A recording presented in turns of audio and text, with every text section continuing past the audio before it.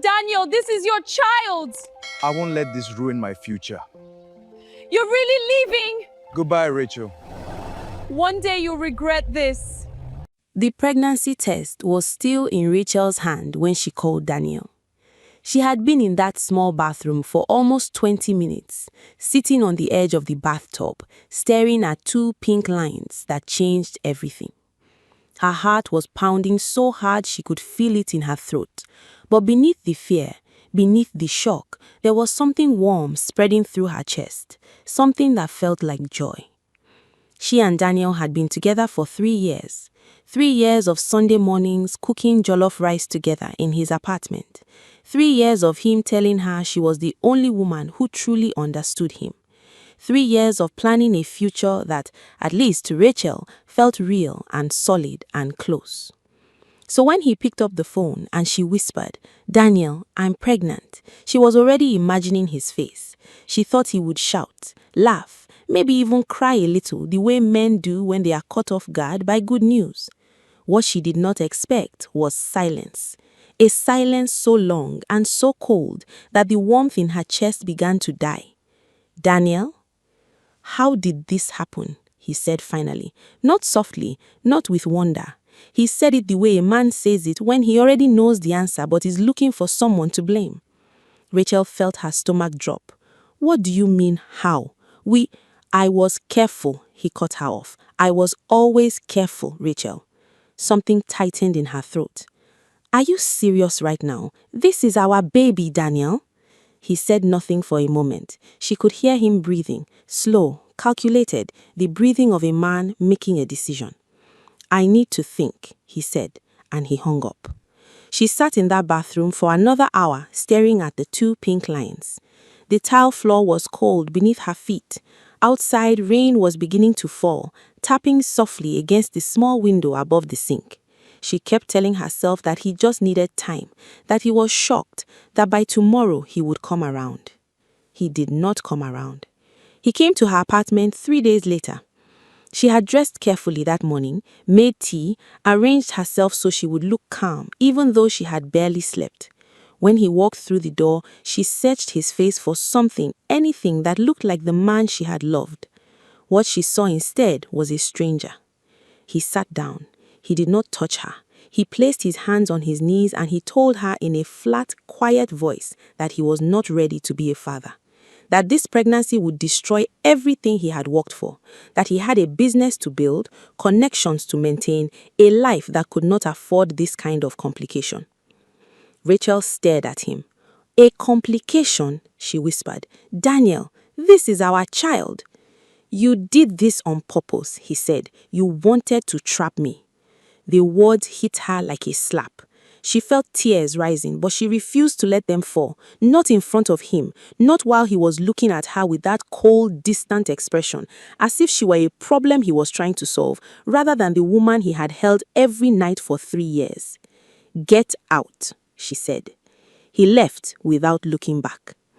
2 weeks later, she heard from a mutual friend that Daniel was already seeing someone new, a woman named Vanessa, from a wealthy family, a woman with money, connections, and most importantly, no pregnancy complicating the picture. Rachel sat with that news in the darkness of her bedroom, her hand pressed flat against her stomach, where a life was already quietly growing. She made herself a promise that night. She would not beg, she would not chase, she would not fall apart.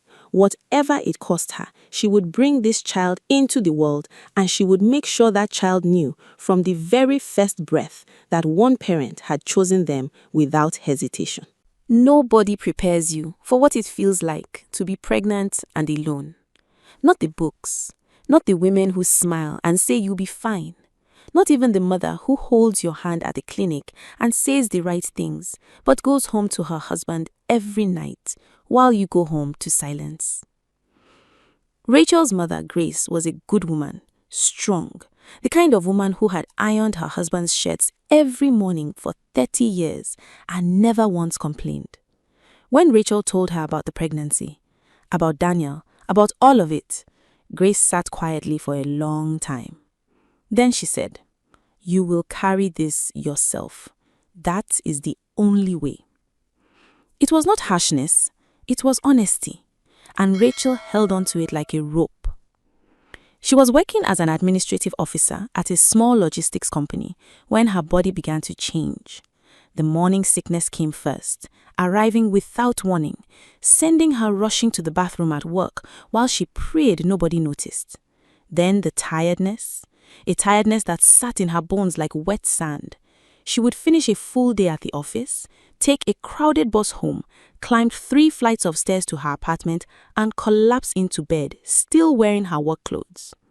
But she did not stop. Because stopping meant falling behind on rent. Stopping meant the hospital bills would pile up with nothing to answer them. Stopping meant Daniel had won. She cut expenses ruthlessly. She stopped eating out entirely. She sold the small television she had bought herself as a birthday gift the year before. She took on extra administrative work on weekends, typing reports and preparing documents for a lawyer's office nearby. Her fingers would cramp by midnight. She would flex them, breathe, and keep going. Some nights, she let herself feel it, the full weight of what had happened.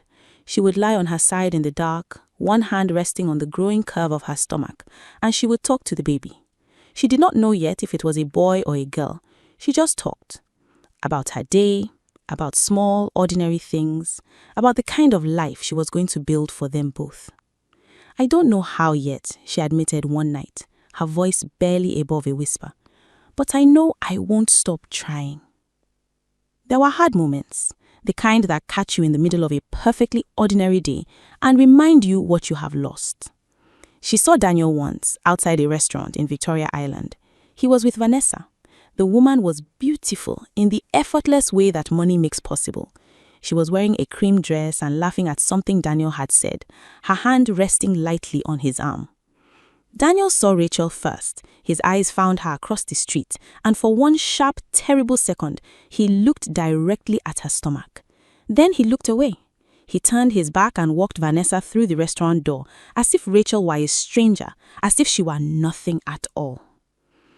Rachel stood on that pavement for a moment, feeling the afternoon heat pressing down on her shoulders. Then she adjusted the strap of her bag, lifted her chin, and walked on. She was 7 months pregnant at the time. She had no room for grief that day, only forward. Ethan was born on a Tuesday morning in late November. The delivery was long and difficult. Rachel's mother was there, gripping her hand so hard she left marks. There were moments during those final hours when Rachel was sure her body could not take any more, when the pain was so complete it swallowed sound and thought and everything except the raw animal need to survive.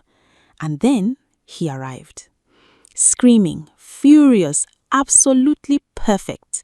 The nurse placed him on Rachel's chest and something inside her rearranged itself permanently. She looked at this small, red, wrinkled face and understood at once what all of it had been for. Every night she had cried, every morning she had dragged herself out of bed anyway, every silent prayer sent upward on a crowded bus going home to an empty apartment. It had been for him. She named him Ethan. And from that Tuesday morning, everything she did for Ethan. Before we go further, if this story is already moving something in you, take a second right now and subscribe, because the hardest part of this story is still ahead and you don't want to miss what happens next. Time, when you are a mother with no support, does not pass gently. It grinds, it pushes, it asks you every single morning whether you are sure you have what it takes, and it waits to see what your answer will be. Rachel's answer, every morning, was yes. Ethan was a curious child from the beginning. The kind of child who took apart his toy cars not to be destructive, but because he genuinely needed to understand how the wheels turned. He asked questions constantly. Why the sky looked different before rain? Why some people on the street had no shoes? Why his mother sometimes sat very still at the kitchen table after she thought he was asleep, not moving, just staring at nothing. Rachel answered every question she could. The one question he had not yet asked, she braced herself for every year. Mama, where is my father? Ethan was 4 the first time he said it. They were at a school event. One of those bright Saturday mornings where parents and children do obstacle courses together on a dusty field. Every other child was being lifted or carried or cheered on by both a mother and a father. Ethan had looked around at all of it with those serious eyes of his. Then he had looked at Rachel. "Where is my father?" he said. Not with anger, just with that honest, uncomplicated curiosity that children carry before the world teaches them to protect themselves. Rachel crouched down in front of him so they were eye level. She held both his hands. She told him the truth, carefully, in the way you tell a child the truth. That his father was not with them, that this did not mean anything was wrong with Ethan, that some families were made of two people and their family was exactly as strong as it needed to be. Ethan nodded slowly, thought about it, then asked if they could go do the obstacle course. She laughed until her eyes filled with water. She worked 3 jobs during his primary school years: the administrative work, weekend typing, and for a period of almost 2 years, she rose at 4 in the morning to bake chin-chin and small pastries that she supplied to a canteen near her office. Her hands smelled of groundnut oil even on weekdays. She was exhausted in a way that became so familiar, it almost stopped feeling like exhaustion. It just felt like who she was. But she made sure Ethan never went to school looking less than his best. His uniform was always pressed. His shoes were always clean. He ate breakfast every morning, even when Rachel herself only had tea. She attended every school event, every parent-teacher meeting, sitting among parents who arrived in large cars and left early for other engagements, staying until the last conversation was done. Ethan grew into a boy who understood, without being told directly, that his mother was extraordinary. He helped without being asked. He studied with a seriousness that made his teachers call Rachel personally to say she had raised someone special. "He is going to be someone," one teacher said.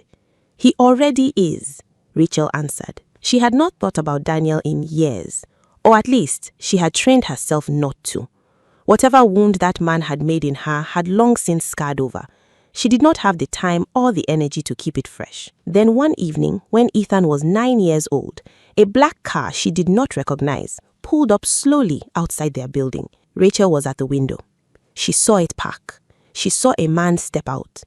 Even from 3 floors above, even after nearly a decade, she recognized the way he stood. Daniel. The car was new. The suit was expensive. The gray at his temples was new too. But the posture was the same, the quiet certainty of a man who had never once doubted that the world would receive him well. He looked up at the building. Rachel stepped back from the window, pressing herself against the wall, her heart slamming against her ribs. She did not know yet what Daniel wanted, but something deep and old inside her, something that had learnt the hard way to recognize danger, told her to hold very still. Whatever Daniel wanted, she was not going to let him have it without a fight. He came bearing gifts the first time. A bag from a high-end children's store, new trainers, a remote control car, a book set that must have cost more than Rachel's electricity bill. He stood at her door with all of it arranged in his arms, dressed impeccably, smelling like imported cologne, wearing a soft expression that she imagined had taken some practice in front of a mirror. "I just want to talk," he said. Rachel blocked the door with her body. Behind her, in the apartment, Ethan was at the dining table doing his homework. She could hear the scratch of his pencil on paper. "You have nothing to say that I want to hear," she said. Daniel's expression shifted slightly. Something flickered behind his eyes.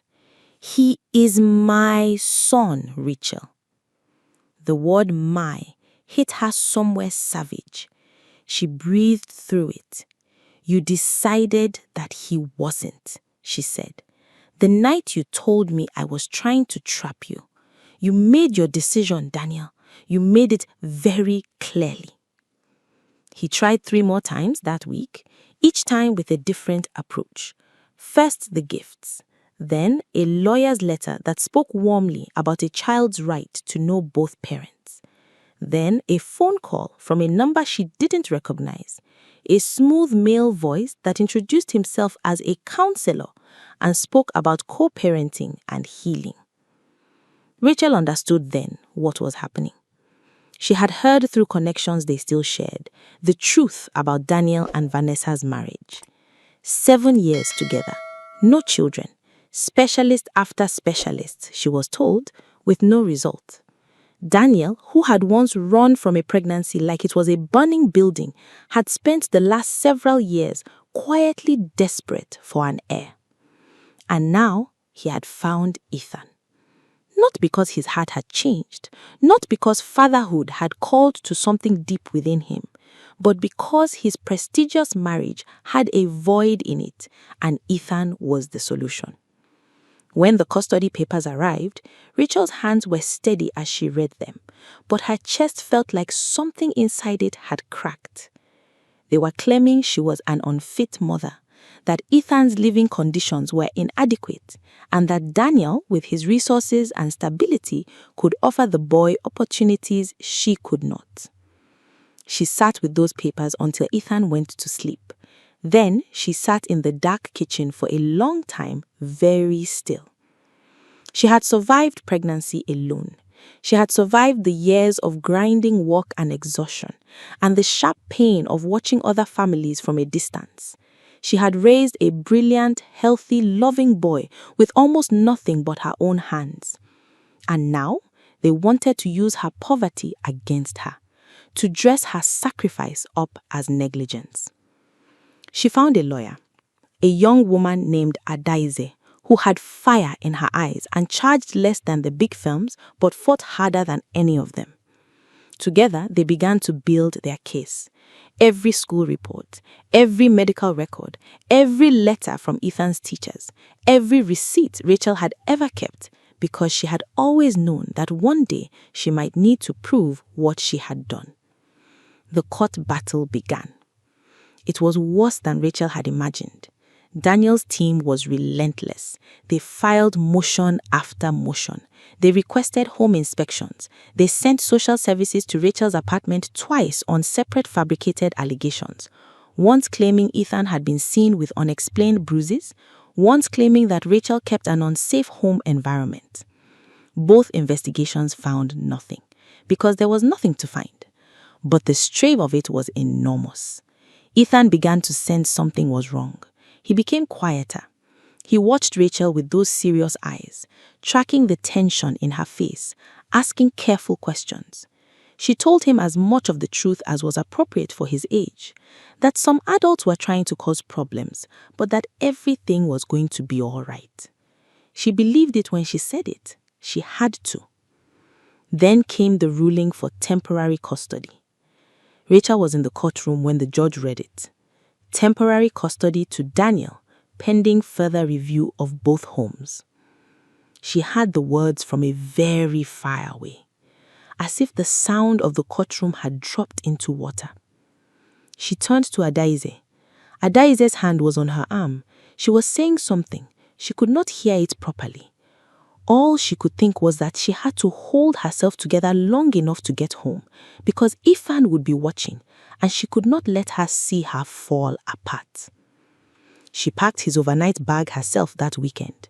She folded his school uniforms with care, tucked his favorite small notebook into the side pocket, included the photograph he kept on his bedside table, the one of the two of them at the beach from the year before, both squinting into the sun, both laughing at something neither of them could remember anymore. When Daniel's car came to collect him, Ethan stood at the door with his bag and looked at his mother.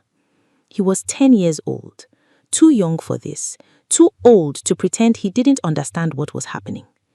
He said quietly, "Mama?" She said, "I know." She held his face in both hands. "You remember what I always tell you." "No distance changes it," he said. "No distance changes it," she repeated. She watched the car pull away until she couldn't see it anymore. Then she went inside, sat down on the floor with her back against the front door, and wept for a long time. Daniel's house was enormous. Ethan had a room of his own for the first time in his life. It had a proper desk, a bookshelf full of books still in their plastic wrapping, a television screen mounted on the wall, and a bed large enough to sleep 3 of him. Vanessa had arranged fresh flowers in a vase by the window, chosen the duvet herself, hung curtains in a color she said was calming. Ethan said thank you for all of it, the way Rachel had raised him to be polite. Then he sat on the edge of the bed and quietly took out the photograph from his bag and placed it on the bedside table. He watched, he listened, he said very little. He was 10 years old, but he had his mother's eyes, and her eyes had always seen clearly. He noticed that Daniel did not know his favorite food, that when Daniel asked about school, the questions were vague and generic, the questions of a man reading from a script rather than a father who had been paying attention. He noticed that Vanessa, though she was not unkind, looked at him sometimes with a hunger that was unsettling, not the hunger of love, the hunger of need, of a woman who had wanted something for a long time and was not quite sure what to do with it now that it was here. He noticed the tension between Daniel and Vanessa when they thought he was asleep, the low, controlled arguments behind the closed bedroom door. Once, clearly and precisely, he heard Vanessa say, "You did this for us, Daniel, not for him. Remember that." He lay very still in the dark after that, staring at the ceiling. Meanwhile, Daniel made errors. He was a man accustomed to buying his way through difficulty, and it had made him careless. In the rush of the custody case, he and Vanessa had pressured a neighbor of Rachel's to sign a statement claiming she had seen Ethan unsupervised on multiple occasions. The neighbor, an older woman named Mrs. Efosa, had signed reluctantly under pressure she later described as intimidation.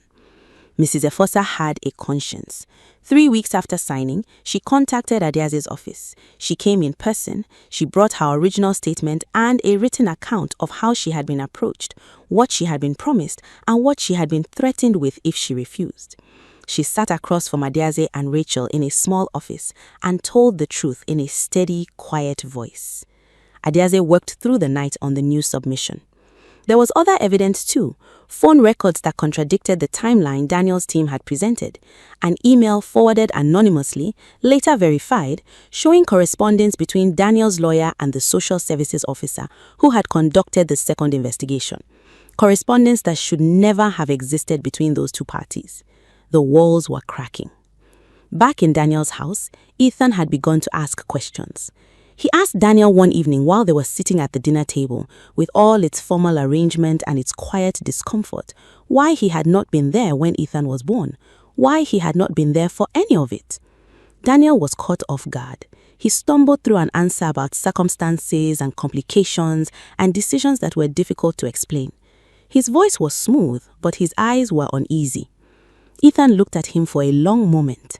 "My mom never left," he said simply. "Even when things were hard, she never left." He went back to his food. Daniel sat very still. The court date for the full review was approaching. Rachel's legal team was now armed with Mrs. Efosa's testimony, the phone records, and the email correspondence. Adiaze had filed everything. She had also requested that the judge allow Ethan, given his age and the clarity of his expressed views, to provide a statement regarding his wishes. Rachel, sitting in Adiaze's office reviewing everything, felt for the first time in months that the ground beneath her was solid. "Are we ready?" she asked. Adiaze looked at her across the desk. "We've been ready," she said. "Now it's time for the truth to be loud." The courtroom was full that morning. Rachel wore the same simple dark dress she had worn to every hearing. She had not bought anything new. She had not wanted to perform anything other than what she was. She sat straight-backed beside Adiaze, her hands folded on the table in front of her, and she breathed evenly. Daniel sat across the room with his team. His suit was perfect. His posture was confident in the way men are confident when they have spent years believing money solves everything. Vanessa was in the gallery, dressed beautifully, watching with careful eyes. The hearing began. Mrs. Efosa took the stand first. She was a small woman in her 60s, and she spoke without drama. She told the court exactly what had happened, how a man she did not know had come to her door, what he had told her to say, what he had offered her, what he had implied would happen if she refused. She identified Daniel's associate clearly. She submitted her written account. The silence in the courtroom was complete. Then came the phone records. Adeze presented them methodically, walking the judge through the timeline, showing clearly how the dates contradicted Daniel's version of events. Then, the email correspondence. The judge read it once, then again. His expression did not change, but something around his eyes tightened. Daniel's lawyer attempted rebuttals. He spoke about context and misinterpretation. He was articulate and expensive, and none of it held. Then Ethan's statement was read into the record. He had written it himself, in his careful, deliberate handwriting, the same handwriting Rachel had watched develop over years of homework at the kitchen table. Adeze read it aloud. In it, Ethan described his life with his mother. He described specific memories, the 4 in the morning wake-ups and the smell of the chin-chin she used to bake, the way she showed up to every school event without fail, the beach photograph, the phrase she had said to him so many times, it lived inside him like a heartbeat. No distance changes it. He wrote that he understood his father had reasons for the things he had done. He was not angry, but he was clear. He wanted to go home. He wanted to be with his mother. He stated it simply, without performance, with the directness of a child who had been raised in honesty and did not know any other way to be. Rachel kept her eyes forward as it was read. She did not allow herself to cry until the very end of the statement. The judge removed his glasses and set them on the desk. He spoke for several minutes. He addressed the fabricated testimony, the manufactured social services complaints, the coordinated pressure on a witness. He was measured in his language, but there was something beneath his words that cut through the formal tone like a blade. He said that a child's welfare was not a prize to be won by the party with greater financial resources. He said that the court had been misused and that the consequences would be formal. He said that the record before him showed clearly which parent had chosen that child from the very beginning, had sacrificed for that child, had built a home for that child with nothing but love and determination. Then he restored full custody to Rachel. The sound that came from her was involuntary, short, a single exhale, as if she had been holding her breath for 2 years. Adeze gripped her arm. Daniel sat perfectly still on the other side of the room. Vanessa rose quietly from the gallery and walked out before it was over. When Rachel stepped outside the courtroom into the open air, the afternoon light was white and warm on her face. She stood still for a moment, breathing it in. Ethan came home to her that evening. He walked through the door, dropped his bag, and came straight to where she was standing in the kitchen. He wrapped his arms around her waist and held on. He was tall now, growing fast. His head was almost at her shoulder. She held him back. She did not say anything for a long time. There was nothing that needed to be said. This was what she had worked for. Not validation, not revenge, not the satisfaction of watching Daniel lose. Just this. This boy, in this kitchen, in this home she had built for him out of everything she had. Daniel faced consequences in the months that followed. His legal team was formally reported for the misconduct. The associate who pressured Mrs. Efosa was investigated. Vanessa's family, protective of their name, quietly distanced themselves from the entire situation. The marriage that looked so perfect from the outside began to come apart under the weight of everything Daniel had done in its name. But the deepest consequence was not legal or financial. It was the morning, several weeks later, when Daniel sent a message through an intermediary asking if he might be allowed to speak with Ethan. Just to explain, just to be heard. Ethan was given the message. He read it. He thought about it for a day. Then he asked Rachel what he thought he should do. Rachel looked at her son.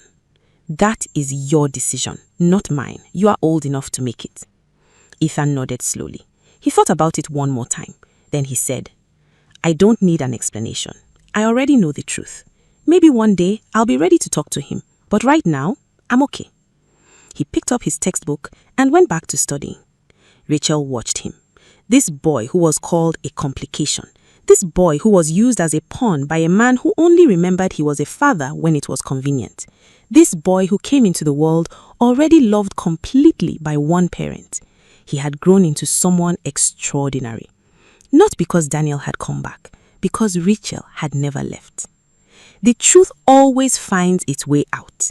It may take time, it may take courage, but love that is real does not need money to back it up. It does not need lawyers or expensive gifts or influence. It shows up every morning, even when the world is not watching. And if this story moved you, share it with someone who needs to hear it today. Subscribe so you never miss a story from this channel, because every week we tell stories like this.